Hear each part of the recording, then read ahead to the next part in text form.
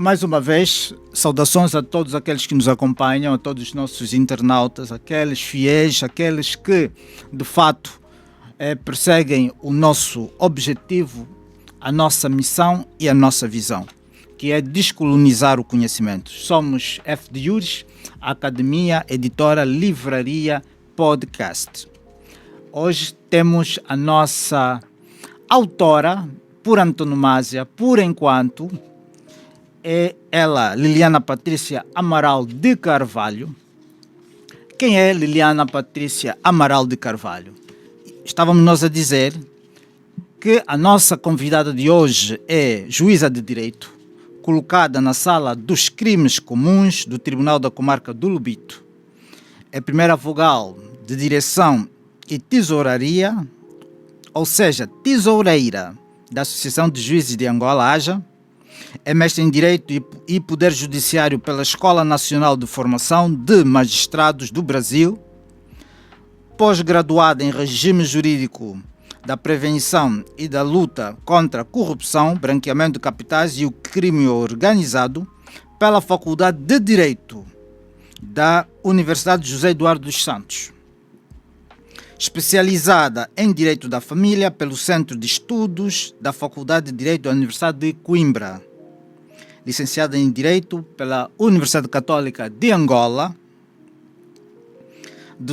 Foi docente no Instituto Superior Politécnico Calandula, de Ética e Deontologia Profissional, Direito Bancário, Direito Penal, Direito Processual Penal. Isto nos anos 2016.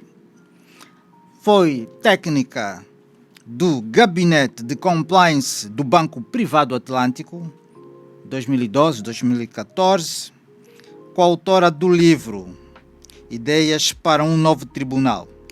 Livro este que foi lançado no Brasil e participou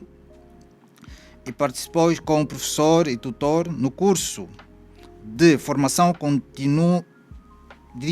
formação continuada, assim melhor, e aperfeiçoamento para juízes, ética e direitos humanos pela Associação de Magistrados do Paraná, União Internacional dos Juízes de Língua Portuguesa e Escola de Magistratura do Paraná.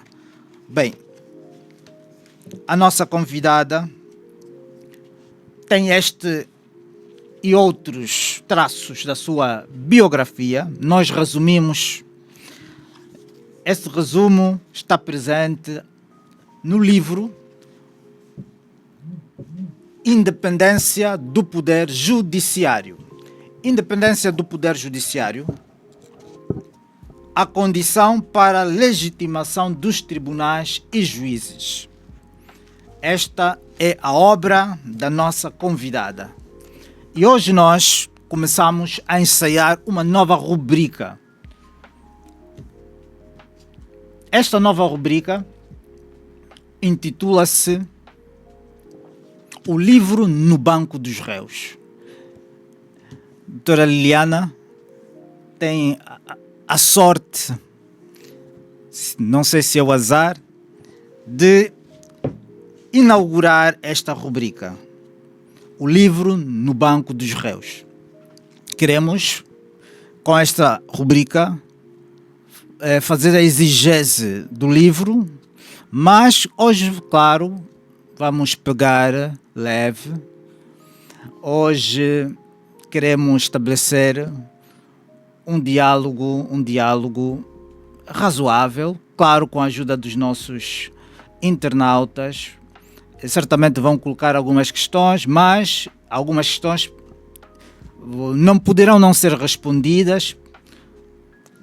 De todo modo, estaremos a dissecar este livro em tudo aquilo que a autora quis partilhar para o bem da sua atividade como juíza.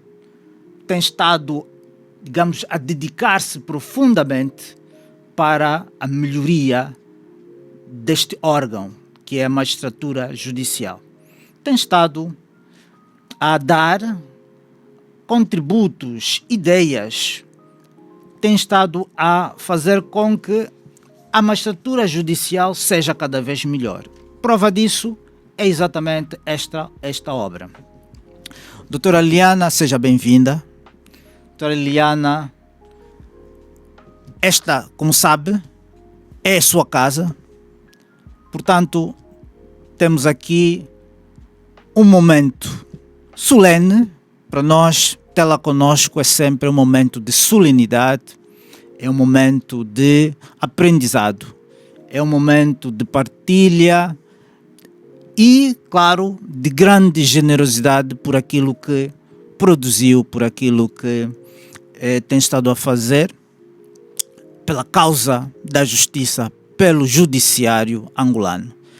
Esta obra, Independência do Poder Judiciário, é uma obra que se impõe nos nossos dias. Muitos questionamentos são feitos sobre o andamento do judiciário, a independência do judiciário. Existirá a independência do poder judiciário ainda ou já não?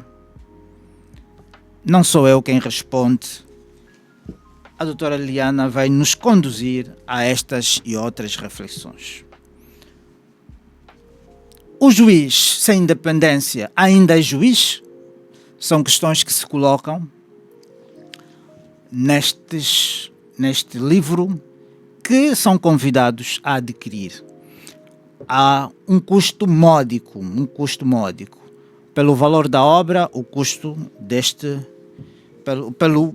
pelo alcance das ideias e pela pertinência daquilo que é o tema e a necessidade de se debater cada vez mais, este é um livro para comprar. Muito boa tarde, doutora Liliana, seja bem-vinda. Muito boa tarde, doutora Fernando Feca. Boa tarde, FDUs. E gostava de estender uma saudação especial a todos os internautas e, em especial, às mulheres, já que estamos no mês das mulheres, desejar a elas um feliz Março Mulher e um feliz Dia dos Pais, já que o Dia dos Pais foi ontem, né? Muito obrigado pelos votos. Dizer que, em relação ao mês de março, nós FDUs estamos a ser acusados de monopolizarmos o mês só com as mulheres. Realmente é isso que estamos a fazer. Queremos que o mês de março seja só com mulheres, seja um mês para recebermos as contribuições das mulheres, as mulheres que estão destacadas no Poder Judicial, aquelas que levam o direito como sua profissão. Portanto, se eventualmente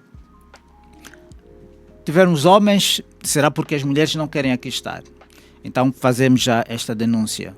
Mas queremos que o mês termine só com as mulheres. Mais uma vez, saudações a todas as mulheres por este Março Mulher. Assim sendo, doutora Liliana, vamos diretamente ao assunto. O nosso podcast, doutora Liliana, não é um podcast... nós idealizamos um podcast que não fosse cor-de-rosas. Nós não exploramos muito o lado pessoal, o que é que gosta de comer. Nós não exploramos muito qual é a cor preferida, porque já tem estado a nos questionar. Queremos saber mais da autora, mas nós exploramos aquilo que, digamos, é o direito. Procuramos explorar mais o direito. Portanto, se nós não a perguntarmos sobre o prato preferido, mas poderá falar... não se incomode, mas é isto, estamos focados e preocupados com o direito. O direito é nossa missão, o direito é nossa preocupação, o direito é nossa visão.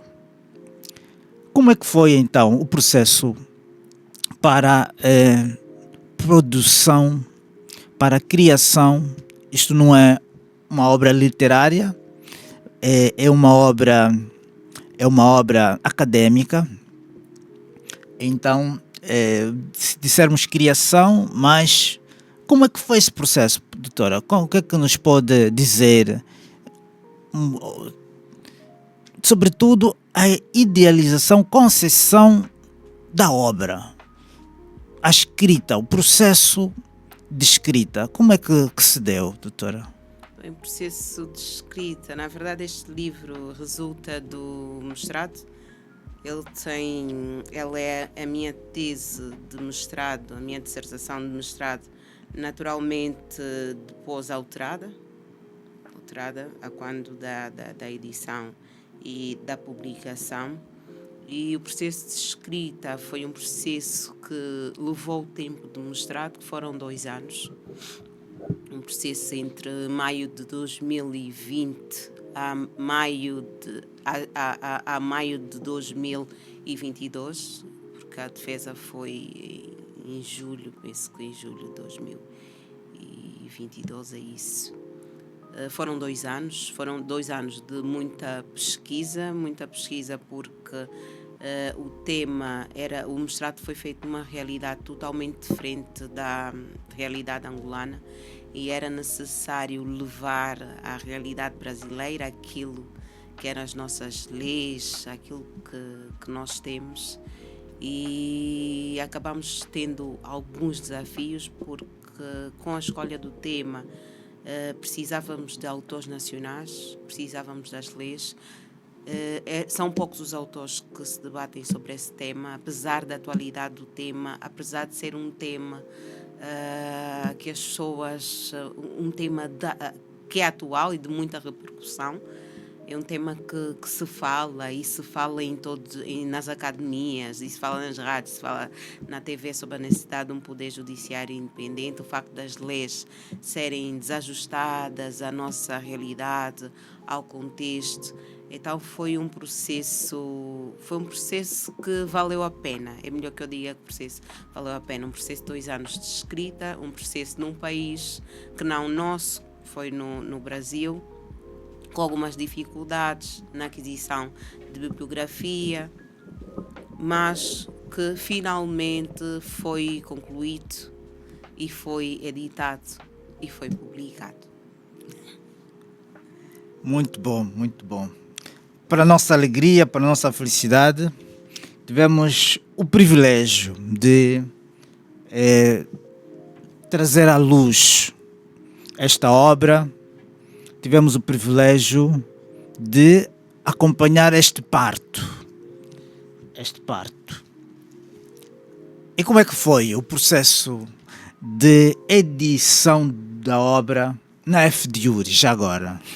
O processo de edição, eu acho que eu sou suspeita para falar do processo de edição, já que eu estou diante de alguém que representa a editora, e esta é uma questão que os internautas deverão querer saber do próprio editor. Não foi um processo muito fácil, na verdade, porque talvez seja em função da relação com a própria editora. Acabou de fazer referência que eu sou da casa, mas foi satisfatório, afinal, foi satisfatório. Dar o parto a esse filho, como acabou de fazer referência, foi um processo muito bom e foi algo que eu faria de novo se tivesse que fazer. Mas em relação àquilo que é o processo, eu deixo ao representante da editora para responder de sua justiça como é que foi, porque eu acho que ele, mais do que eu, está em condições de dizer como foi esse processo, como foi acompanhar esse processo todo. Bem, estamos a começar. Há muitas questões já que são chamadas aqui. A questão que se coloca agora, que queremos aqui agora saber do juiz. A independência do juiz será uma independência intrínseca ou será uma independência extrínseca? Quando nós retratamos sobre a independência do Poder Judiciário, nós fizemos tendo em conta 2 aspectos. Que era a independência externa, que estaria ligada ao próprio Poder Judiciário e significaria o facto de ele poder tomar as suas decisões. Estaria ligada ao próprio Poder Judiciário e significaria o facto de ele poder tomar as suas decisões sem interferência dos outros poderes. E falamos da independência interna, que é a independência do juiz considerado individualmente. E nós, neste livro, acabamos por concluir que a independência é algo intrínseco ao juiz, mas também lhe é extrínseco porque ele faz parte do poder judiciário. Okay? Ali estaremos a falar da independência externa. E consideramos, e foi a nossa conclusão, que a independência é intrínseco ao juiz, faz parte dele, senão é a própria alma do juiz. Porque sem que ele seja independente, ele não pode julgar, ele não pode sobreviver. Então, vamos dizer que a independência é, por um lado, intrínseco, que é a alma do juiz, faz parte dele, é interno.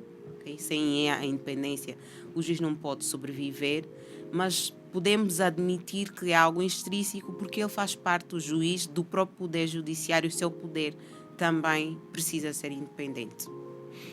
Nesse sentido, é possível falar-se de um juiz que é independente profissionalmente, mas não é independente pessoalmente? Ou podíamos falar de um juiz que é independente pessoalmente e não é independente profissionalmente? Depende daquilo que for encarar independência pessoal do juiz. Se estiver a falar do juiz enquanto cidadão, se estiver a falar do juiz enquanto magíster, enquanto magistrado. Mas a verdade é que o juiz precisa ser independente. Ele precisa ser. Enquanto juiz, o cidadão, o ser humano, que exerce o munus de administrar a justiça, aquele que é considerado juiz, que tem essa missão de julgar o seu semelhante, ele, para exercer as suas funções, precisa ser independente. Precisa ser independente.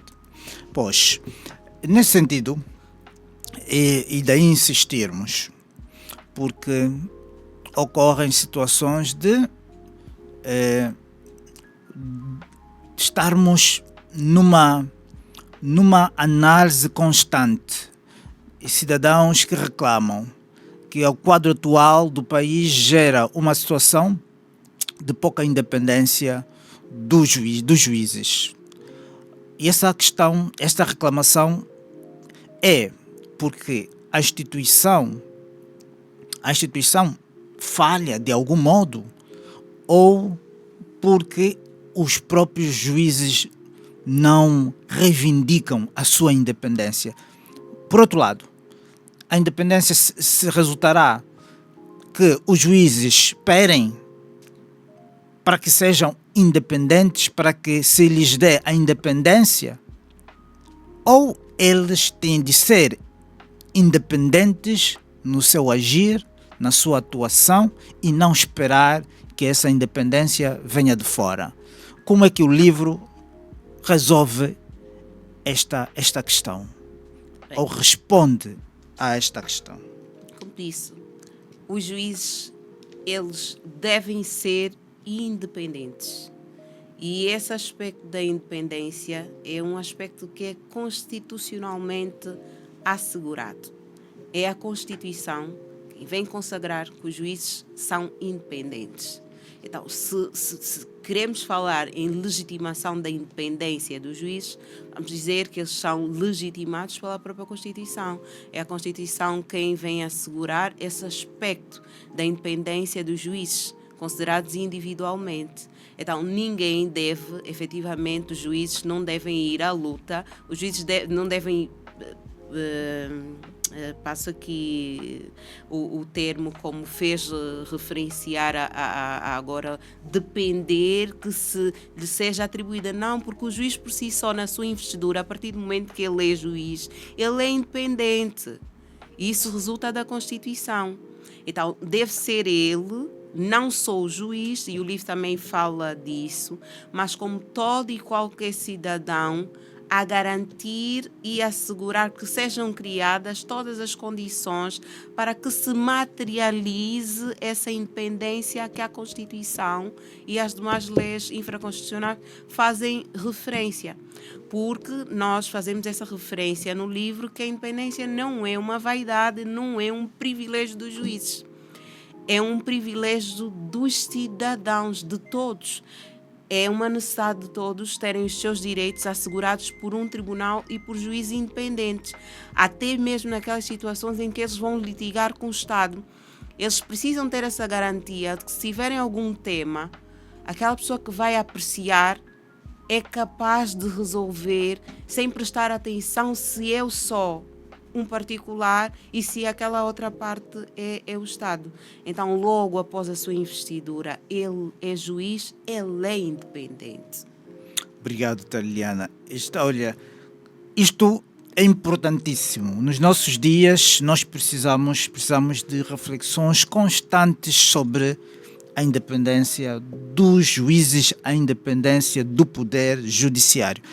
E vou diretamente à primeira parte do livro, que nos fala, a doutora Liliana, na primeira parte do livro, nos fala da autonomia administrativa. Uma das dimensões da independência do poder judiciário, é a autonomia administrativa. Mas não só, é também a autonomia financeira, é a autonomia legislativa, é a autonomia jurisdicional. Isso não é o FECA quem diz, é Liliana de Carvalho. Doutora, sem dinheiro, a independência dos juízes, os juízes, quando andam de táxi, isto de algum modo afeta a sua independência? Os juízes, quando não têm meios para o exercício da boa realização da sua profissão, quando já ocorreram situações de juízes que apanham cupa-pata, mota, para diligências até, porque senão o processo não anda. Sem essa autonomia, sem todo um acervo administrativo, sem dinheiro, sem este suporte legislativo apropriado, esse suporte jurisdicional apropriado, a independência, doutora? Olha, disse já aqui no princípio que um dos pontos que me fez falar sobre a independência foi o discurso do titular do Poder Judiciário. E fiz referência que no seu discurso ele diz que a missão de julgar o semelhante, a missão de administrar a justiça, não é uma missão fácil. E fazia referência, naquele discurso em 2021, que era necessário garantir as mínimas condições para que este ser, que agora se assemelha a Deus, porque vai julgar os seus semelhantes, pudesse ter as condições criadas para fazer uma justiça, que eu digo, uma justiça justa, que eu gosto de dizer, uma justiça justa. A independência do ponto de vista externo exige que se apreciem, como acabou de referenciar, algumas garantias, quais sejam as garantias da autonomia administrativa, autonomia financeira, autonomia legislativa e autonomia jurisdicional. Mas Sua Excelência acaba de fazer uma questão em relação a uma garantia do Poder Judiciário, uma garantia que está ligada ao próprio Poder Judiciário, aos tribunais, e faz referência à autonomia financeira. Gosto aqui de considerar um livro, que é o livro de Ética e Deontologia Profissional. Este livro de Tspilica, Fernando Feca e Frederico, numa das suas páginas faz referência que o Poder Judiciário enquanto terceiro poder, os autores referenciam o poder judiciário como terceiro poder, enquanto terceiro poder, ele deve ter essa faculdade de poder negociar o seu orçamento. E mais do que negociar o seu orçamento, os autores fazem referência a que eles devem poder executar por eles mesmos, okay, o seu orçamento, para que não fiquem dependente das atribuições daquilo que são as cotas, já que o Poder Judiciário pode ter projetos e os projetos podem ficar inacabados em função da não atribuição ou da atribuição de uma cota que é insuficiente.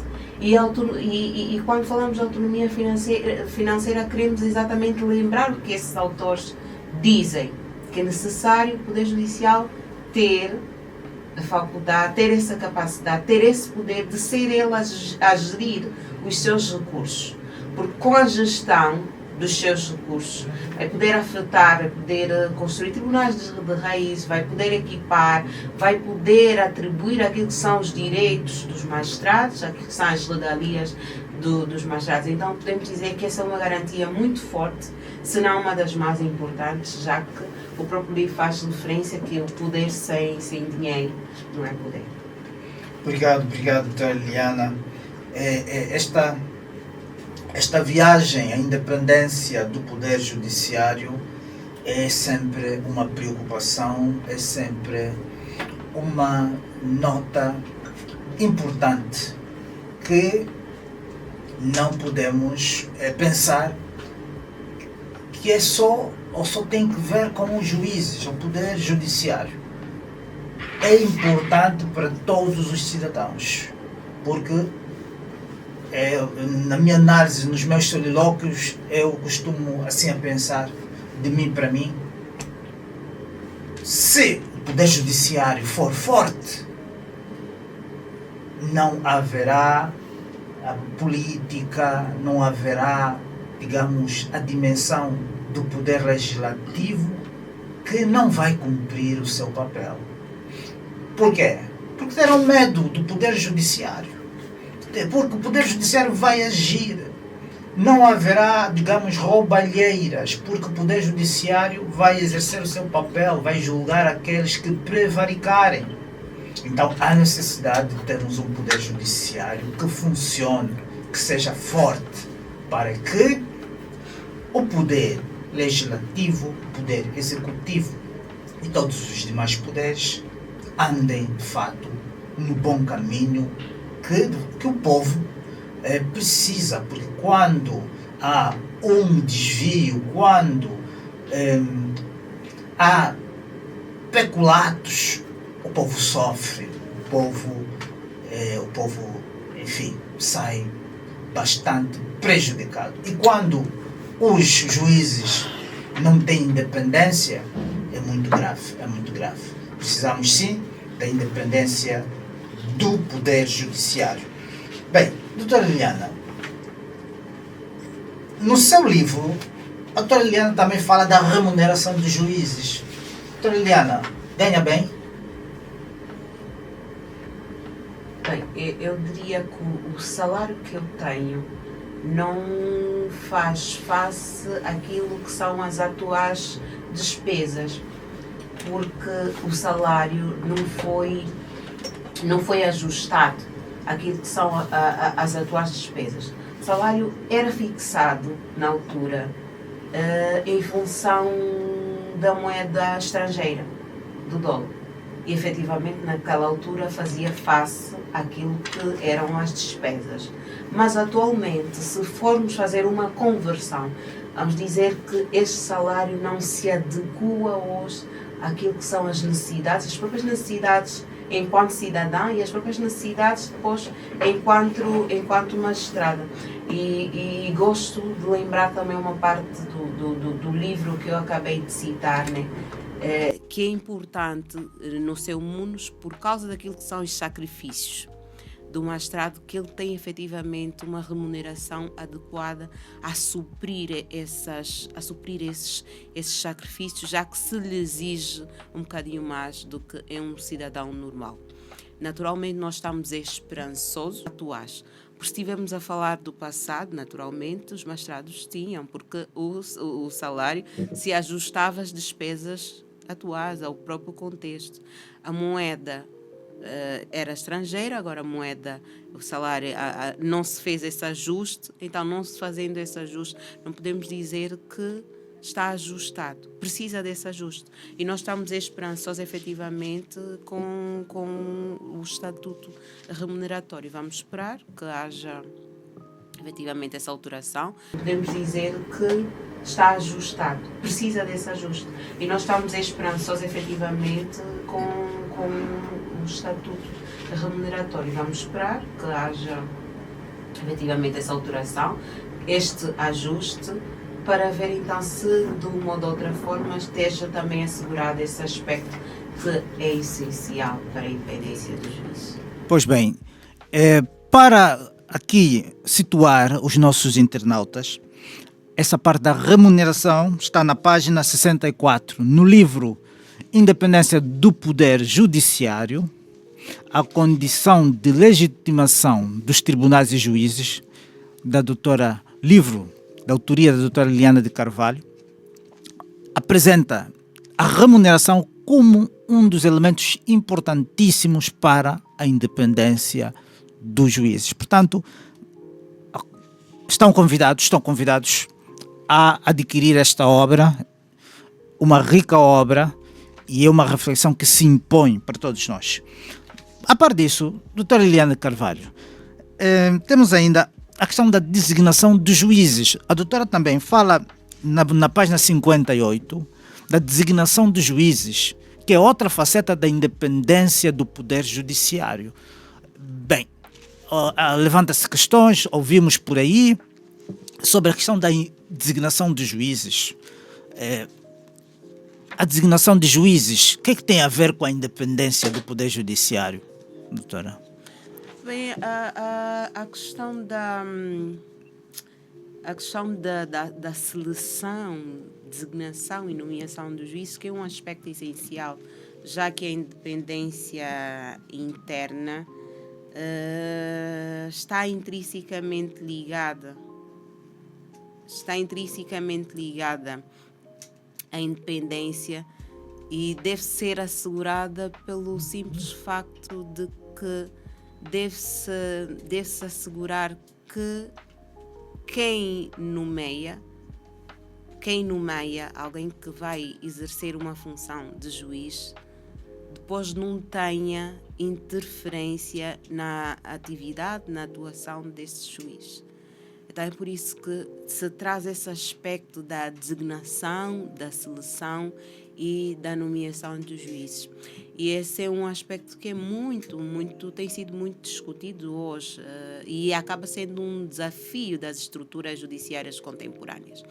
O livro faz referência aí aos vários modelos e faz uma incursão desses modelos pelo mundo. Okay?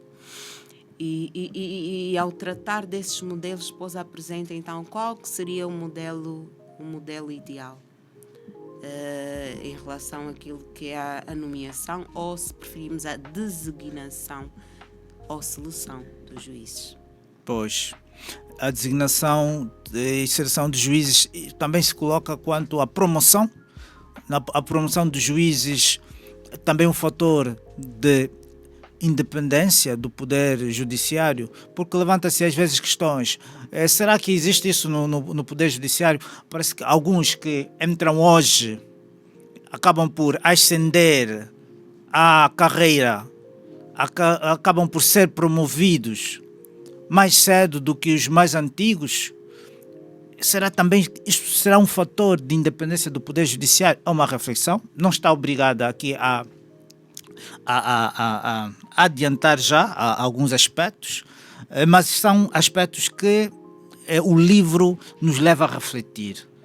Como deve ser a designação, como deve ser a promoção dos juízes. A promoção dos juízes será conforme a antiguidade? Será por outros critérios que são, digamos, trazidos e colocados ad hoc? Será que esses critérios são critérios que geram justiça, imparcialidade dentro da promoção de juízes, ou serão critérios para uma determinada ocasião, uma determinada conveniência? Enfim, acho que esta também é uma das dimensões da independência do Poder Judiciário. Não sei se eu terei digamos, retroagido os comentários que já fez, ou se lhe oferece dizer alguma coisa ainda mais. Mas claro que a promoção é também um dos aspectos de uma garantia da própria independência do juiz considerado individualmente. E o livro faz referência, né, falando daquilo que a independência faz referência de quais os critérios devem ser seguidos. Estivemos a falar da seleção, da designação e até mesmo da promoção. É por isso que em relação àquilo que são os modelos das atuais estruturas judiciárias, o que se recomenda nesta altura em relação a todos os modelos, o que se recomenda é o sistema de concurso seguido de formação, mas naturalmente sempre baseado no critério da legalidade e no critério da justiça. Muito bem. Estamos a caminhar à volta do livro. Temos muitas questões ainda por abordar, mas vamos daqui a nada entrar para o nosso jogo Mito e Verdade.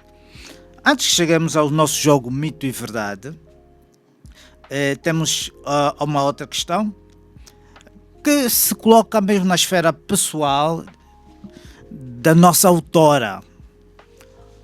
E a questão é simples. O que é ser independente? Como juíza, para si, como gostaria que fosse a sua independência? Porque há quem entenda que, muitos que nos acompanham, entendam que a independência, é preciso distinguir a independência legítima de possíveis abusos dessas prerrogativas. A independência, teríamos aqui todo um aparato de escolta policial e tudo mais, vamos lá ter um salário ideal como os nossos concidadãos da AGT, enfim, o que seria nessa perspectiva material e o que seria nessa perspectiva individual enquanto no exercício e na atuação profissional.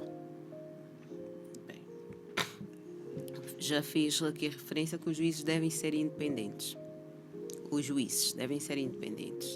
E ser independentes significa eles poderem administrar a justiça sem sofrerem interferências. Do ponto de vista externo, eles não podem sofrer interferência dos outros poderes, e do ponto de vista interno é não sofrer interferência dos seus próprios pares, do seu órgão de disciplina e gestão, e não sofrerem até mesmo interferência dos órgãos de comunicação social, porque isso também acontece. Pois, também acontece. Exatamente. De algum modo, a doutora sentiu-se alguma vez pressionada pela comunicação social? Bem, não me lembro de ter tido um caso mediático em que tenha, particularmente, em que tenha sofrido isso. Mas é verdade, e o livro também faz referência do aspecto em que a comunicação social acaba então subrogando-se na posição dos tribunais e acaba trazendo aqui um julgamento público de um ou outro caso, sem ter em atenção todas as circunstâncias em que o ato ilícito aconteceu, levando as pessoas a um pré-julgamento. E então isso acaba por interferir na atividade do juiz.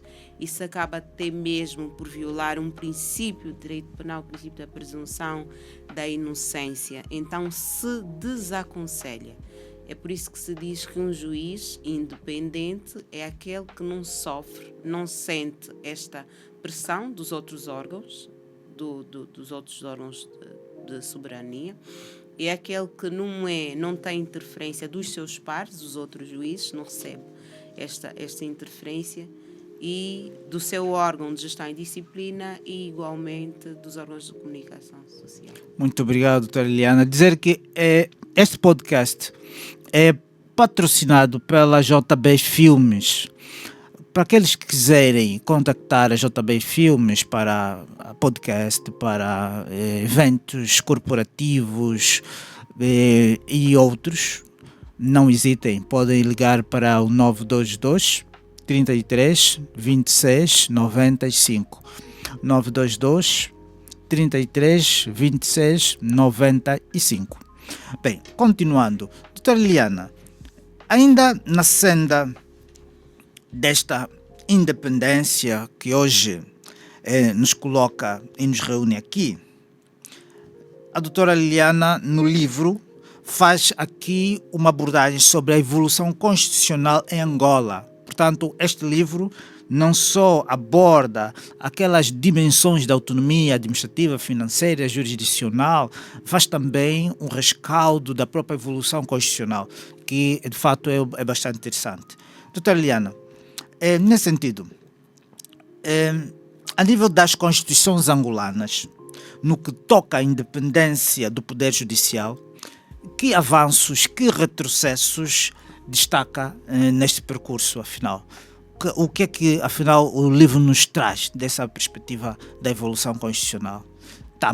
Estamos a caminhar bem agora como estamos, ou antes estávamos melhor? De fato, a doutora acabou falando já um bocado, mas eu não quero perder a oportunidade porque os nossos internautas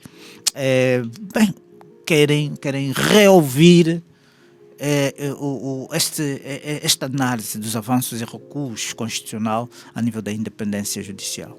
Pois bem, o livro faz referência que a história do poder judiciário está intrinsecamente ligada àquilo que é a história do país, a história da Angola independente. E por isso faz uma análise das três fases. Começa por analisar aquilo que é a Constituição a partir do período de 1975 a 1991. Nesta altura, como sabe, o país adotou o sistema socialista, marxista-leninista, e estava fortemente influenciado por aquilo que eram as políticas socialistas. Naturalmente, naquela altura, já até se falava em separação de poderes, mas esse princípio não era por si só suficiente que é para garantir a independência dos tribunais e dos juízes. Então, naquela altura, nós não podíamos falar de uma independência como tal do poder judiciário e dos juízes. Como sabe, em 1977 foram criados os tribunais revolucionários e naquela altura a sua competência, a sua jurisdição era para apreciar e julgar os crimes resultantes, crimes de guerra, crimes contra a segurança nacional, ou contra o Estado, contra a integridade.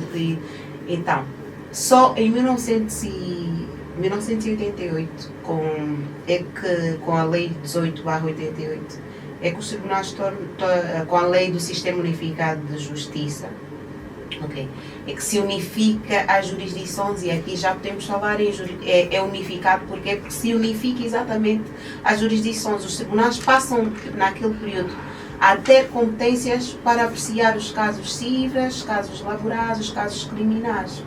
Então começamos a evoluir a partir daí, mas em termos daquilo que são as garantias, nós vamos ver no período compreendido entre 1992, com a transição, ali a Angola passa a ser sai de popular para a democrática, ali a nossa cereja no topo do bolo. Começam efetivamente, reaprecia-se o facto de que há essa separação de poderes, mas já aparecem algumas garantias. Consagra-se também o princípio da própria independência e aparecem algumas garantias que são essenciais que é para assegurar essa independência, como a própria seleção, o facto de não poderem ser a própria inamovibilidade, a própria garantia administrativa e a autonomia financeira. Já se fazia referência na Constituição de 1992. E pronto, e depois nesse período então, com a criação também do Tribunal Constitucional, que é a cereja no bolo para aquilo que é o próprio poder judiciário em si, poder judiciário como um todo. Constituição de 2010. A Constituição de 2010 é um bocadinho mais ampla, em termos daquilo que é a independência. A princípio reassegura a separação de poderes, reassegura a interdependência de funções, a situação de check and balance, ok? E traz também os aspectos essenciais, mais garantias, quer do ponto de vista externo, quer do ponto de vista do juiz considerado individualmente. Aparece agora já a possibilidade não da iniciativa, por exemplo, legislativa, mas já há a possibilidade aqui do Poder Judiciário discutir uma ou outra coisa, mas não houve efetivamente com esta última revisão, porque não passou, mas passando, podíamos dizer então que estaríamos diante de um retrocesso quando se pretendeu retirar dos tribunais de primeira instância a sua soberania, ou então pretendeu-se tornar o Poder Judiciário numa estrutura hierarquizada que não pode ser aceite nas estruturas atuais e democráticas. Porque o Poder Judiciário não é hierarquizado, não se concebe o Poder Judiciário hierarquizado. Então, estamos no bom caminho. Felizmente, a proposta não passou. Foram precisas algumas ações e aqui foi essencial o trabalho do sindicato, do MP, foi essencial o trabalho da própria AJA, foi essencial o próprio trabalho da comunidade, todos se mobilizaram no sentido de assegurar a independência. É por isso que no livro fazemos referência e vamos continuar a referenciar que a independência dos tribunais e dos juízes não é um privilégio dos tribunais e dos juízes, é um privilégio do cidadão. Não fosse um privilégio do cidadão, a sociedade não se mobilizaria no sentido de criar as condições para que continuasse a ser assegurado então os aspectos essenciais à materialização da própria independência dos tribunais. Muito bem. Para aqueles que nos acompanham, quem quiser explorar essa dimensão deontológica do livro Independência do Poder Judiciário de Liliana de Carvalho, na página 186, nós podemos beber esse sumo intelectual, esse sumo noético sobre a deontologia do poder judiciário. Portanto, é um livro a ter em conta, é um livro que a explorar, é um livro que não só para explorar, é mesmo para praticar, porque os cidadãos, todos nós podemos reclamar dessas questões aqui abordadas para o bem do poder judiciário, sistema judicial. Os próprios juízes têm que reclamar a prática, a execução do que está aqui no livro para o bem do próprio poder judicial. Até mesmo, digamos, a estrutura judicial tem que reclamar. Estamos a falar da superestrutura, tem que reclamar que isto tem de ser uma prática, porque senão fica apenas uma letra morta, não pode. Bem, doutora Liliana, nós temos aqui uma questão que a doutora já falou um bocado, mas gostávamos que pudesse desenvolver só um pouco mais, tem que ver com essa questão da independência versus formação dos magistrados. O que é a formação, afinal, que tem a ver com a independência dos juízes, porque o livro também fala dessa componente da formação dos juízes, que também é uma dimensão da independência. Sente que hoje esta preocupação tem falhado, porque o livro entende que é um elemento importante da independência do magistrado judicial. Penso que em termos do processo formativo para os magistrados, em relação às questões éticas e deontológicas, estamos num bom caminho. Estamos num bom caminho até porque durante esse processo, o processo de formação dos magistrados, há uma cadeira que se ocupa pura e simplesmente por tratar aquilo que são as questões éticas e deontológicas do magistrado. E como disse, é importante que desde o processo seletivo e essencialmente no processo formativo se abordem sobre as questões éticas. E reitero que a independência é também um princípio deontológico.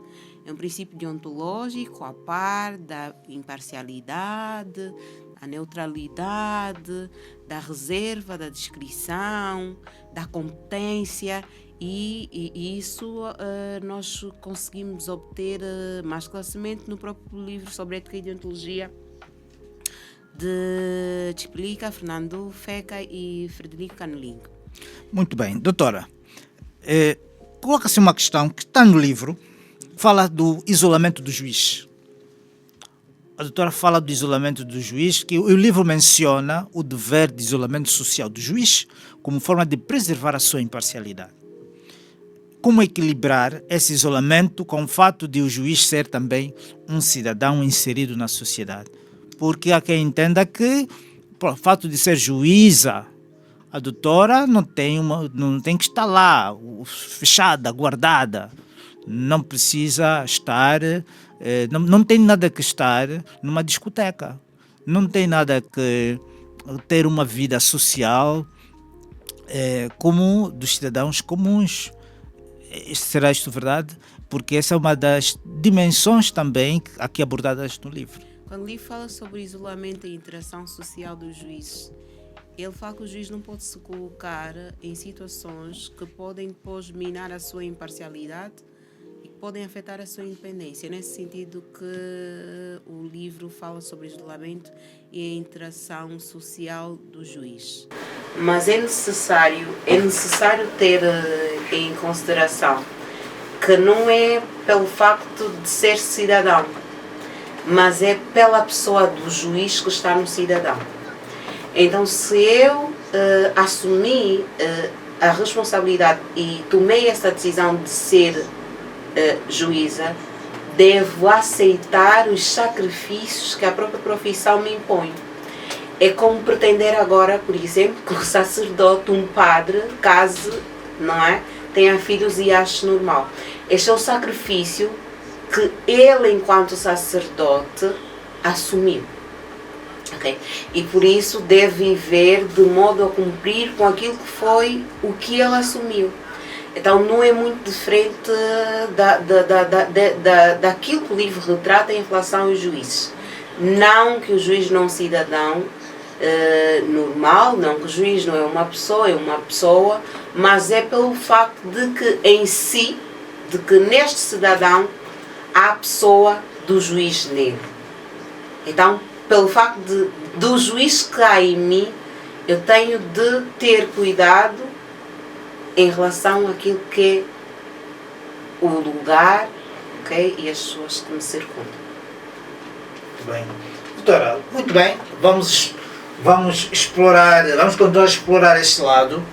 A conversa está interessante, mas nós temos o nosso jogo, o mito e verdade. O nosso jogo, mito e verdade, doutora, é livre de dizer se é mito, se é verdade. Se quiser comentar, se não quiser comentar, é livre. Mas é um momento que nós temos, é tradicional, já é tradicional nesse exercício que vamos fazendo. E começamos, sem mais delongas, pelo seguinte mito e verdade. Podemos começar, doutora? Claro. Muito bem. A primeira questão é: o juiz, por ser independente, pode decidir conforme a sua consciência, mesmo que desrespeite a Constituição? Mito ou verdade? O juiz deve decidir com base na lei. que significa que na sua atuação a base vai ser sempre a lei. A lei. O juiz não pode desrespeitar a lei porque a base da sua atuação é a lei. Então é mito. Vamos à segunda questão. A autonomia financeira dos tribunais é uma das garantias frágeis em Angola. Repito, a autonomia financeira dos tribunais é uma das garantias mais frágeis em Angola. Mito ou verdade? A autonomia financeira deve ser uma das garantias mais fortes para a independência do Poder Judiciário e sempre em relação àquilo que é os tribunais, já que nós falamos de independência do ponto de vista externo e do ponto de vista interno. Então, a autonomia financeira, repito, deve ser a garantia mais forte para que se possa falar em um Poder Judiciário independente. Muito bem. Já sabemos se é mito ou verdade. Para bons entendedores, e sabemos que temos do outro lado os melhores entendedores, então já está claro. A inamovibilidade do juiz significa que ele nunca poderá ser transferido, mesmo que aceite voluntariamente? Mito ou verdade? A inamovibilidade do juiz é um aspecto ligado à independência do juiz considerado individualmente. Mas esse aspecto, esta garantia, admite exceções.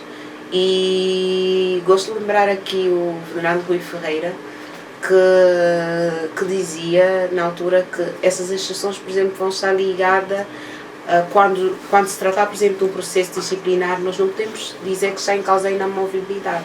Quando se tratar, por exemplo, de corrupção, de um afastamento em função de corrupção, imoralidade, até mesmo da promoção, ok? Porque ali também há a movimentação do juiz. Então, a inamovibilidade, enquanto aspecto essencial para assegurar a independência do juiz considerado individualmente, admite exceções. Muito bem. Saindo da inamovibilidade, o juiz deve sempre, que possível, participar ativamente nas redes sociais, pois isso aproxima o judiciário à população. Mito ou verdade? O juiz é reserva moral, é considerado como reserva moral da sociedade. E o juiz, ele é titular de um órgão de soberania, representa os tribunais. Então, na sua atuação nas redes sociais, deve ter em mente que ele representa um poder soberano.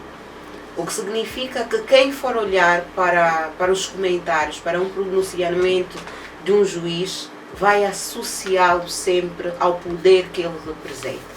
Então é preciso ter um cuidado, uma cúria. Além de que a própria atuação, a própria liberdade de expressão, o próprio contacto com a sociedade vai ter sempre limite, há sempre limites. Em que medida é que eu posso me pronunciar, okay? A própria liberdade, e decorre da Constituição, que a própria liberdade de expressão, o próprio uso das redes sociais tem os seus limites. Então a juíza pode fazer uma selfie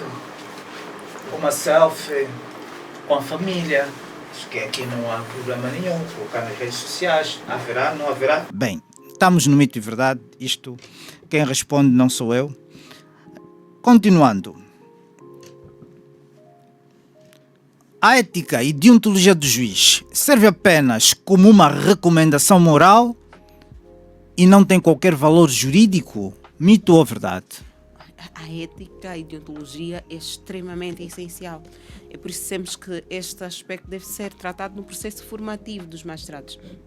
Enquanto o magistrado tem informação, enquanto ele ainda não é juiz de iures, no processo formativo ele não é juiz de iure, okay? Esse aspecto essencial da independência, da sua imparcialidade, do sigilo, da discrição, da reserva, deve ser tratado no processo formativo. Então é um aspecto muito importante, não é algo que deve-se descurar, é um aspecto importante e é um aspecto intrínseco e vai ser muito fundamental ele levar essa base a partir do processo formativo. Lembro-me que Dom Bamba, na altura, o meu professor, e no seu livro Uma Cultura para Homens e Mulheres Novo, fazia referência que é o judiciário quem deve incutir uma cultura de legalidade, ou seja, deve já trabalhar no juízo, trabalhar em todos, para olhar para as pessoas como seres semelhantes, como iguais. Então, desta forma, vai poder administrar bem a justiça, sem atender o facto da condição social, económica, política, religiosa. Então, esses aspectos da ética e deontologia são extremamente fundamentais para o processo formativo e até mesmo o processo continuado, né, de formação continuada do próprio magistrado. Muito obrigado. Continuando. Em Angola, o Presidente da República ainda exerce forte influência sobre o poder judicial. Mito ou verdade? Em Angola, o Presidente da República ele exerce as funções que lhe são conferidas pela Constituição. E as funções que lhe foram constituídas pela Constituição são legitimadas pelo povo.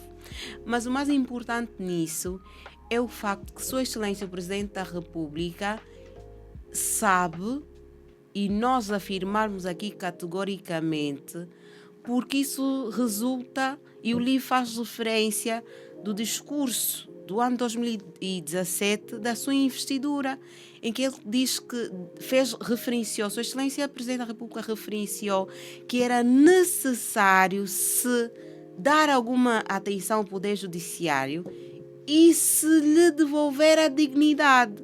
E isto era importante nas sociedades democráticas contemporâneas.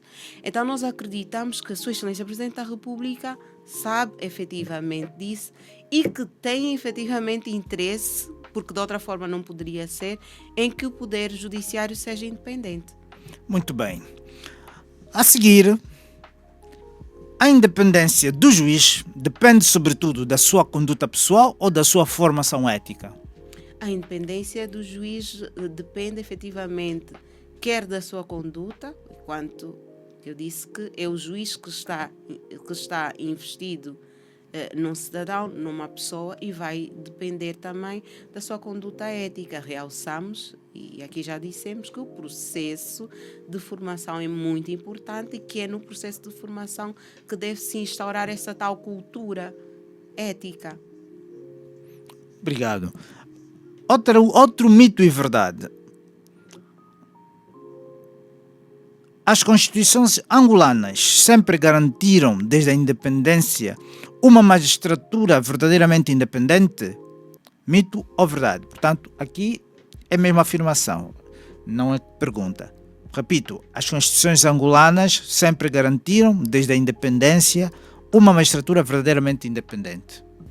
Sim, as constituições sempre garantiram, no sentido de que em todas elas, mesmo a de 1975, naquela altura já se falava em independência.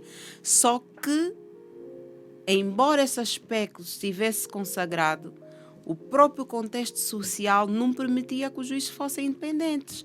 Mas podemos afirmar sim que todas elas falam da independência, e quando vamos ver o processo evolutivo, acompanhar o processo evolutivo, que é isso que é bonito, ver que em cada Constituição depois vai-se acrescendo, vai-se assegurando mais aspectos essenciais à própria garantia, à própria independência, né?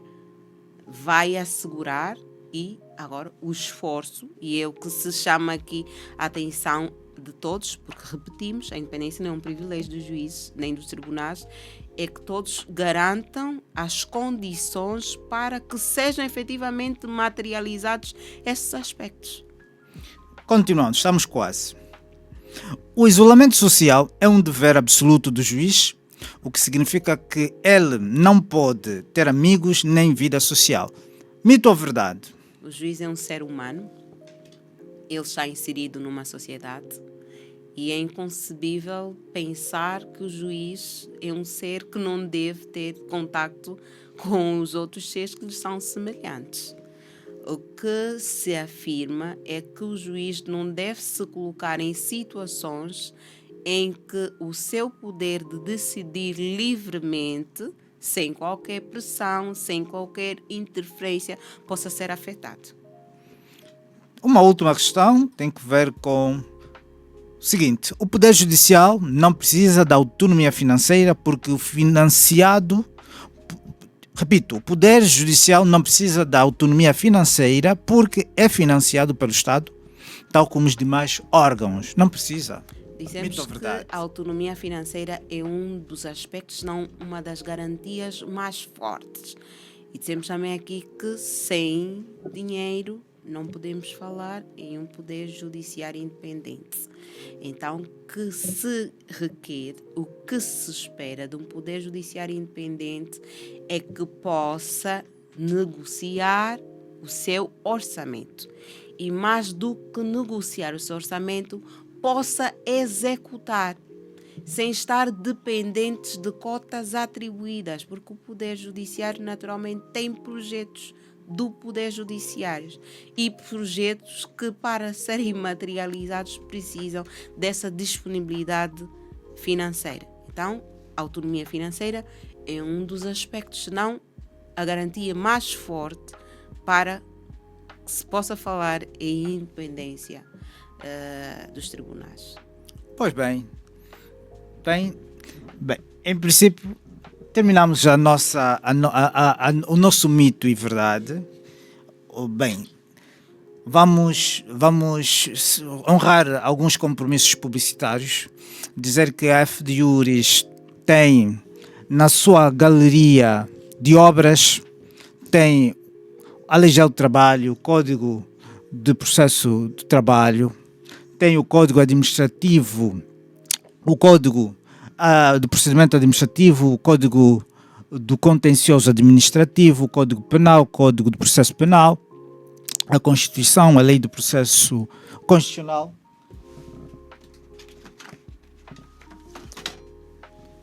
Esta é a nossa Constituição. Temos alguns outros manuais editados pela FDIURIS Editora, como por exemplo o livro Reprodução Humana Medicamente Assistida à Luz do Direito Angolano, de Manuel Direito, o livro Curso de Fiscalidade Angolana, de Gaspar Quintino, entre outros livros. Para aqueles que quiserem contactar a FDIURIS, por favor, queiram ligar para o 927 97 97 96 ou 950 97 97 96. Bem, doutora Liliana, já estamos a caminhar para quase a reta final. Normalmente terminamos com uma poesia, trazemos uma poesia dedicada a si, no mês de março. É exatamente o que nos é tradicional, mas não terminamos. O livro, no último capítulo dedicado a Angola, o livro traz algumas garantias da independência do poder judicial angolano, e o livro também apresenta questões do Fórum Disciplinar. A doutora faz uma análise sobre a Constituição de 2010, que aqui já bem referiu, e apresenta, no fim, desafios da independência do sistema judicial angolano. Quais são esses desafios, afinal, doutora? Em relação àquilo que são os desafios da independência do sistema judicial angolano, o livro pegou em cada aspecto que é essencial para se garantir a independência e identificou esses desafios. Por exemplo, em relação à autonomia administrativa, o livro faz referência a este desafio. Em relação à autonomia financeira, o livro faz também a referência a qual o desafio que se deve prestar atenção e como pode ser ultrapassado.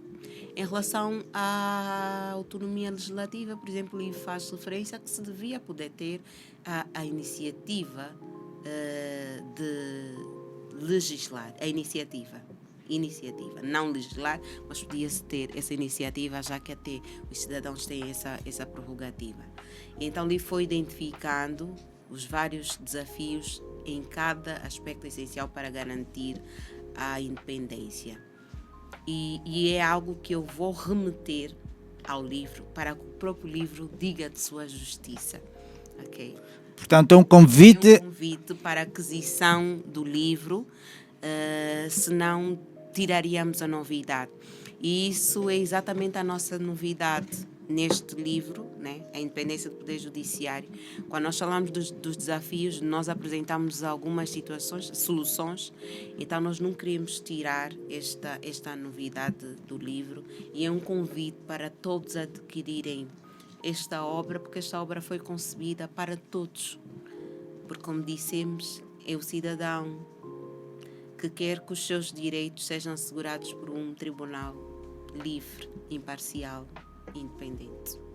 São desafios do poder judicial. Doutora, algumas questões assim que são colocadas para quebrar o gelo, para eliminar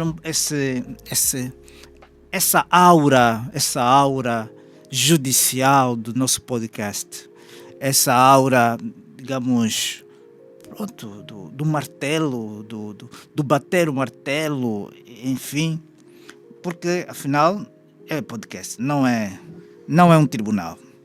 Assim sendo, há algumas questões que se colocam.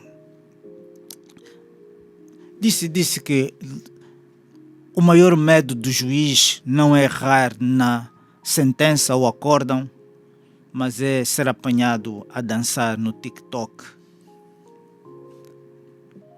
Eu disse que o juiz é um ser social que está inserido numa sociedade, mas esse ser social tem uma responsabilidade acrescida, porque há nele uma pessoa que foi investida em juiz, uma pessoa que é considerada a reserva moral, uma pessoa que representa um poder que, como faz referência a Sua Excelência no seu livro, faz referência ao terceiro poder.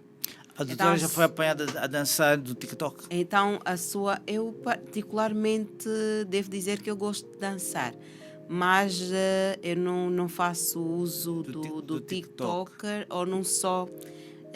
como é que se diz? Influencer, né? É assim que se diz, influencer digital. Eu gosto muito de dançar. Dançar é um dos meus hobbies preferidos. Gosto, sempre dancei, e inclusive quando criança pertencia ao um grupo de dança que era o Chocolate Cultural, que era um grupo de artes, envolvia danças, poesias e teatro e tudo mais. A minha infância, a minha vida foi no Chocolate Cultural. E então eu gosto disso, gosto de artes. Mas enquanto juíza, eu, Liliana de Carvalho, enquanto juíza, não vou postar um vídeo a dançar. Posso ser eventualmente flagrada em algum convívio familiar, que não serei eu a postar, pode ser uma outra pessoa a postar. Posso ser flagrada, filmada num ambiente profissional, porque há esse ambiente de descontração, né? Há esse ambiente. Aos almoços, por exemplo, na abertura do ano judicial, há esse convívio entre os próprios juízes, e os juízes têm os seus convívios com os seus próprios familiares, né? Mas aí depois vamos ver também que tipo de dança, né? Que a pessoa vai se expor. Então, não por mim, mas pela pessoa do juiz que está em mim. Pois, diz que existe uma cláusula secreta na lei que diz que se a toga estiver amarrotada, o juiz pode adiar a audiência. Em relação àquilo que é... A toga não diria, a beca. Vai depender do contexto. Porque, sim, no Brasil é toga. Exatamente. No Brasil é toga. No Brasil nós tratamos por toga. Nós, porque o meu mestrado foi Foi no feito, Brasil. foi no Pois Brasil, é. e porque eu, de uma ou de outra forma, acabo por me inserir Neste meio. neste meio. E é salutar essa influência. É muito bom.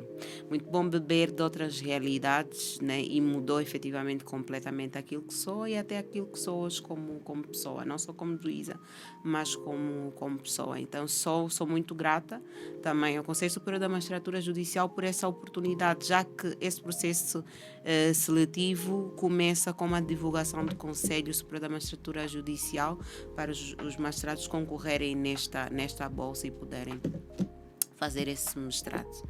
Então mudou efetivamente muito aquilo que sou hoje como juíza e aquilo que sou hoje como pessoa. Mas em relação à questão que faço, né, eu devo olhando para aquilo que é a própria lei da organização judiciária, aquilo que é o próprio estatuto dos magistrados judiciais. O que nós podemos dizer é que o juiz primeiro deve estar trajado, isso resulta do próprio estatuto, deve estar trajado de beca. E naturalmente, como disse, reserva moral representa um poder judiciário, a sua forma de estar e a sua forma de ser deve fazer jus à sua função.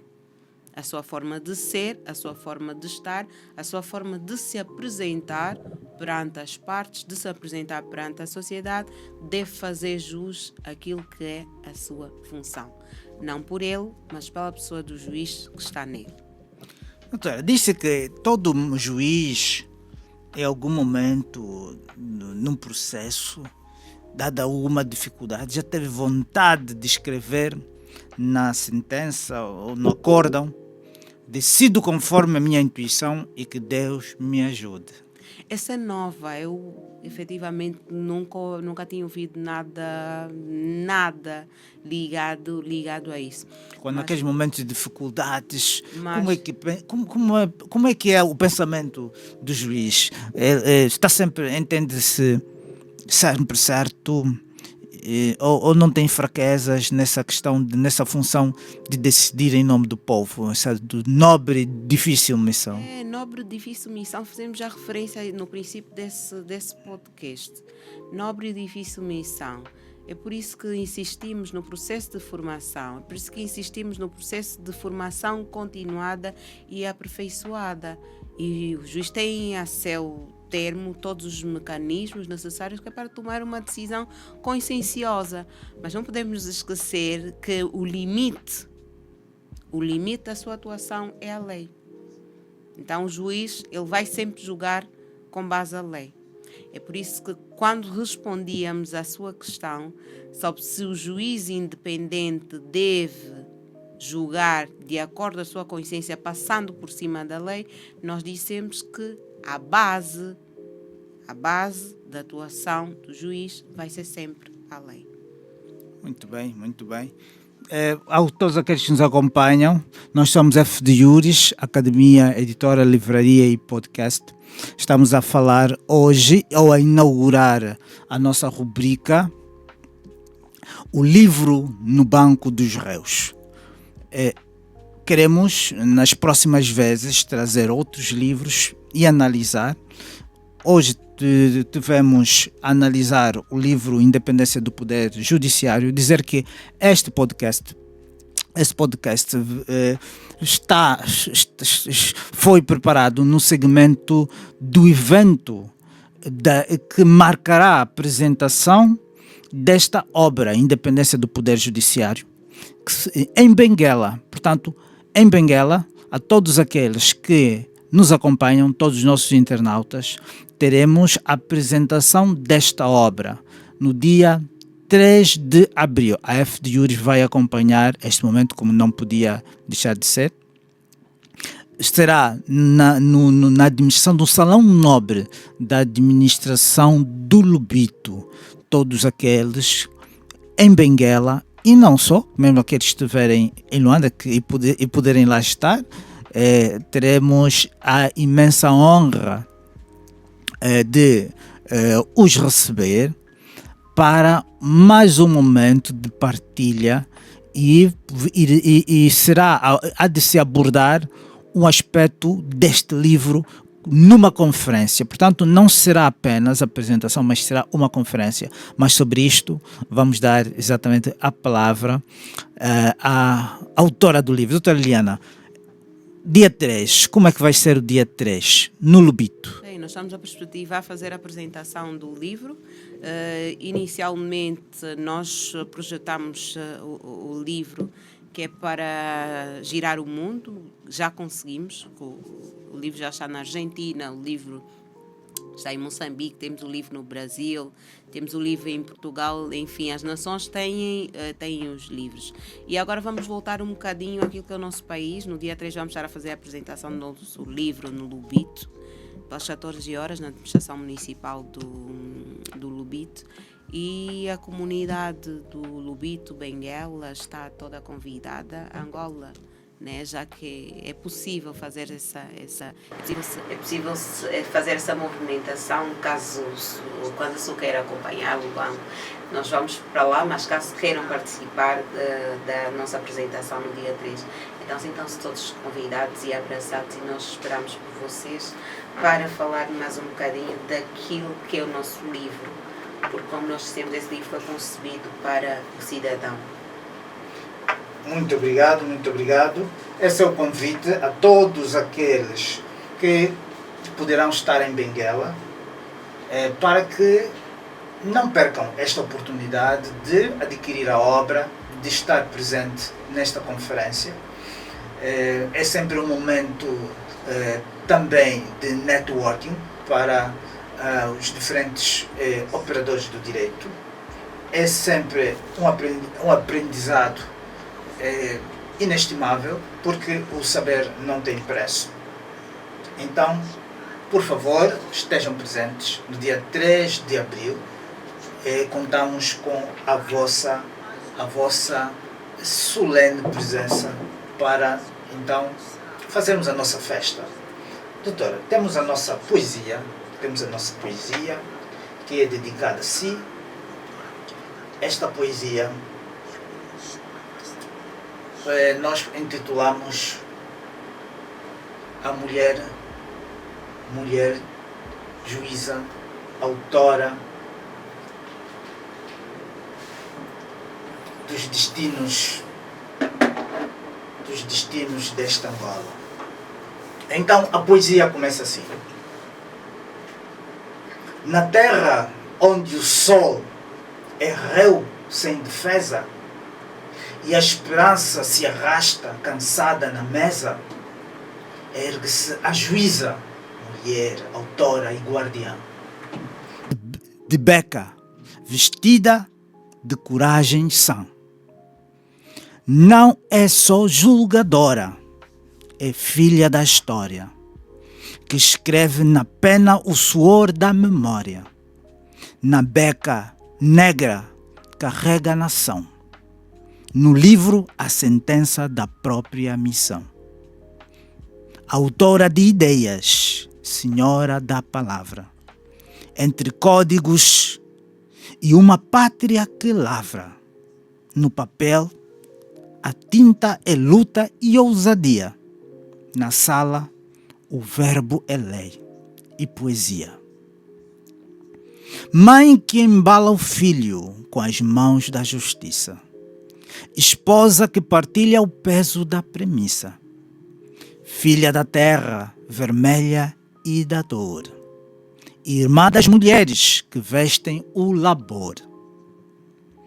Na Angola, onde o processo cansa e se esconde, onde o réu já chega rindo, certo do horizonte, ela ergue-se firme, sem curva nem atalho, e responde ao escárnio com um mero compasso de trabalho. A beca pesada não é tolhe o seu passo. Não tolhe o seu passo, porque o peito abriga o futuro e o espaço. O machismo covarde ousa ainda rondar, mas esquece que é nela que a justiça vem morar. Escreveu um livro, não foi por vaidade, mas porque a independência é grito da verdade. Independência do poder judiciário ecoa a voz e faz-se muralha entre o povo e o algoz. Mulher que conhece o preço do poder, mas sabe que sem ética não há de valer. Na página a tese, na beca a razão. Na alma Angola inteira em sua mão. E neste março Angola lhe faz vénia. Reconhece na mulher a mais justa resenha. Mãe, juíza, autora, a voz da verdade. O nome que encerra esta nossa homenagem sem vaidade. Liliana de Carvalho. Liliana de Carvalho. És mulher, és juíza, és Angola em paz. Liliana de Carvalho. Mulher de beca, de livro e de coragem. Parabéns, parabéns, Liliana de Carvalho, nossa convidada, autora por antonomasia da F. de Iures. Até agora temos estado a editar os livros de Só dos Homens. Então, este livro inaugura uma nova época. E agora esperamos sim que venham outras obras e que as outras mulheres também possam conosco lançar as outras obras que estamos expectantes de recebê-las. Bem, os nossos colegas, não sei se temos já tudo preparado. Doutora Liliana, em homenagem ao mês da mulher, aceite, por favor, essas rosas. Muito obrigado, muito obrigado. O Março Mulher é um mês partilhado por todos nós, por todos os homens, e claro, nós queremos manifestar esse gesto e que possa ser sempre realizada como mulher em todas as dimensões e domínios da vida. Muito obrigada. Muito obrigado, Liliana, e sucessos. Muito obrigada, Dr. Fernando Beca. Muito obrigada, F. de Iures, por este carinho. Muito obrigada. Doutora Liliana, qual é a palavra que apresenta aquelas mulheres que gostariam de ser juízas? Qual é a palavra que traz para estas mulheres? O que é que recomenda? Permita-me antes agradecer pelas palavras que acaba por ferir em termos poéticos. Chamam tanto quanto emotiva. Muito obrigada por todo o carinho e consideração, F. de Iures. Muito obrigada. Merece. Muito obrigada, F. de Iures. Muito obrigada pela atenção e pelo carinho de sempre. Gosto da ideia de mais mulheres virem para o Poder Judiciário e gostava de incentivar as mulheres que queiram vir a traçarem o seu percurso, a organizarem-se, não é? No sentido de juntarem-se às poucas mulheres que ainda temos no Poder Judiciário. Estamos à vossa espera e os meus contactos telefónicos e de e-mail acho que devem ficar no ar também no final do programa. A quem interessar e a quem quiser algum aconselhamento particular, a quem quiser falar sobre a profissão, desafios, a quem quiser falar dos benefícios, todas as conquistas, todas as vitórias, que é estar inserida no Poder Judiciário, então poderá, querendo então entrar em contato. Eu terei todo o gosto em direcionar mais pessoalmente em função da sua necessidade. Mas aconselho aconselho e gosto muito dessa ideia. Fico esperançosa com o facto de podermos receber cada vez mais juízas. As mulheres acabam sendo super humanas, já que têm esse dom de fazerem várias coisas, assumirem várias funções ao mesmo tempo e acabam levando a sua função profissional com muita responsabilidade. Então agrada-me o facto de ter mulheres mais responsáveis, mais dedicadas, mais empenhadas na magistratura. Obrigado, doutora. Mas há uma diferença entre a magistratura judicial exercida por um homem e por uma mulher, naquilo que é, digamos, o que agrega, qual é o adicional que a mulher traz na magistratura e que o homem não consegue dar? As mulheres têm uma mundividência diferente e a própria forma como foram feitas pela fonte criadora dá-lhes efetivamente essa visão do mundo que o homem não tem. O facto, por exemplo, de se lhes reservar a só elas o direito de gerar vida, então torna de facto diferente do homem a forma como elas vão olhar, por exemplo, para um processo relacionado a um menor, relacionado à família, já que acabam sendo, de qualquer das formas, também a base da família. Então, podia falar sobre vários aspectos, mas sim, devo reconhecer que a mundividência, a forma de ver o mundo das mulheres são diferentes. E isso não é novidade, e isso é da própria responsabilidade, da sabedoria infinita, da fonte criadora, que lhes fez diferente dos homens. Com um olhar mais atento, com um olhar mais sereno, com uma vontade, se calhar, diferente dos homens, de bater menos o martelo, com um olhar, se calhar, mais atento à vítima.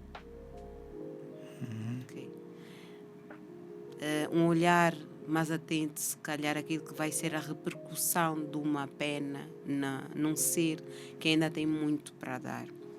Então, sim, posso dizer que sim, que é diferente. É diferente.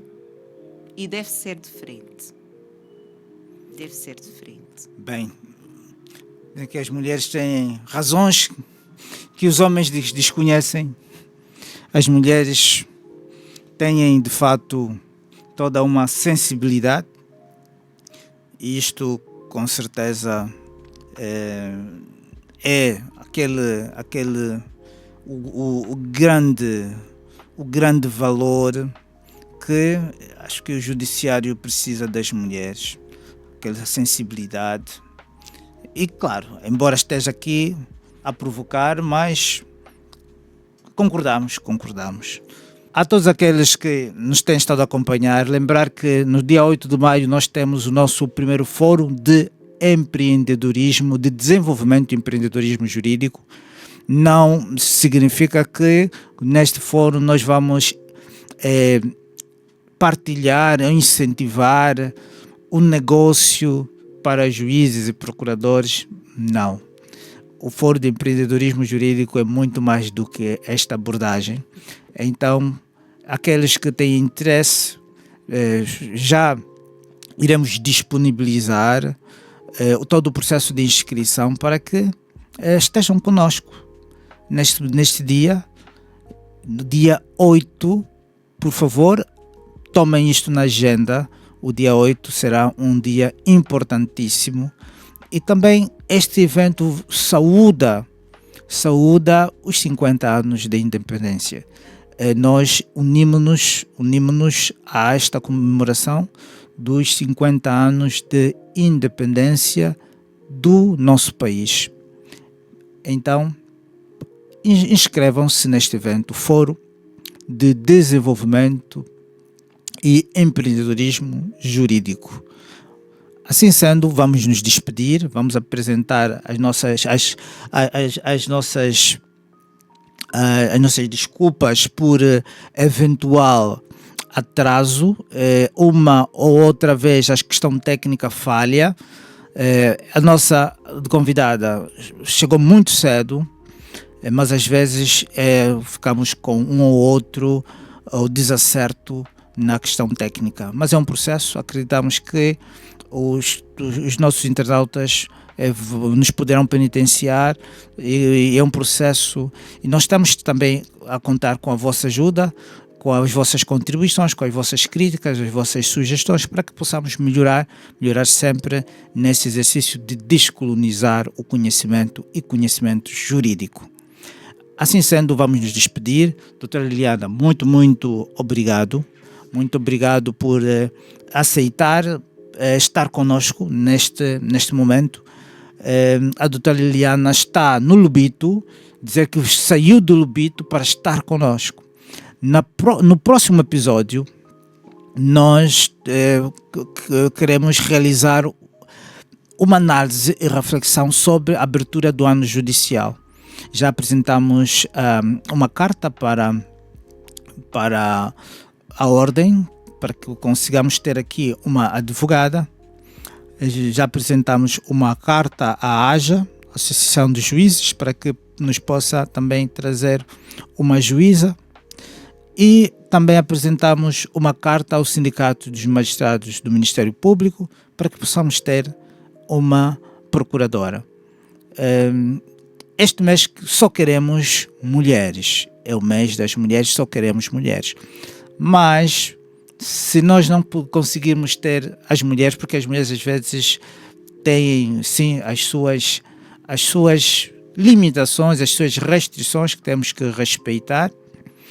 Então, se não conseguirmos fechar o mês com as mulheres, vamos no bom sentido, vamos remediar com os homens. Muito obrigado, doutora Liliana.